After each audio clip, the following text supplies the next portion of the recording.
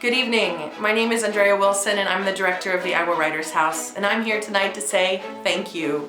Can you imagine what it is to have a program that you fundraise for an entire year, and then to find out in a single night you were gifted over half of your operating budget? Well, that's what you made possible for us. The Iowa Writers House has been in existence for 5 years, working to provide programming and support here in Iowa City, a city of literature. But 2 years ago, I had a big dream. There are stories in Iowa, stories that needed to be told that weren't getting the opportunity to be. I come from a small town of diversity, many of you come from small towns, and all of us have an origin story.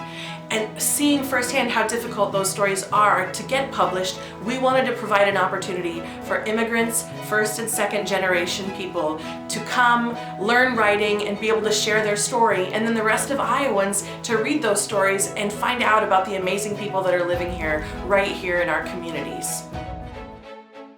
My experience with the fellowship this year was incredible. I was able to meet a lot of really great people, but also discover ways of sharing my voice to the public in a way that was actually genuine. I was still staying true to myself and my origin, but not in a way where I felt like I had to fluff the piece. It's just been this amazing thing where I think it's life-changing to see how my life was before the fellowship and then now where I'm at now, and kind of how I look at my own identity and how that interacts with writing. It was a gift of some kind of external motivation to continue to do internal work for myself and work just kind of exploring my family more, my story more, and sort of stepping out into a place where I'm owning it.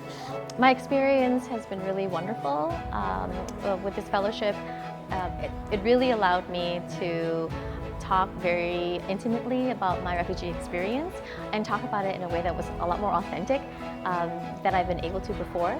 I feel like I'm allowed to call myself Armenian now. I feel like I'm allowed to call myself a writer, and I'm also more empowered to seek other venues, both professionally as a writer and with outreach, which is cool. For me, I was talking to earlier someone else here, and he was kind of couldn't decide should he write or should he do this after listening to all these writers. I said, it's your story. If you don't tell it, no one will. Sadagat was right. These stories are powerful and important, and they make an impact.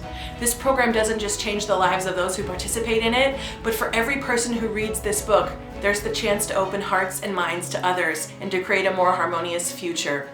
When I created this program, my dream was to get a book in every library in Iowa. That's 544 libraries. In year 1, with volume 1, we made it into 65 Iowa libraries and university libraries. This year, because of your donation, we'll be donating a copy of volume 2 to a library in Iowa for every single man in 100 Plus Who Care Hawkeye chapter. Thank you. Thank you for believing in us. Thank you for believing in the work we do. Thank you for supporting small nonprofits.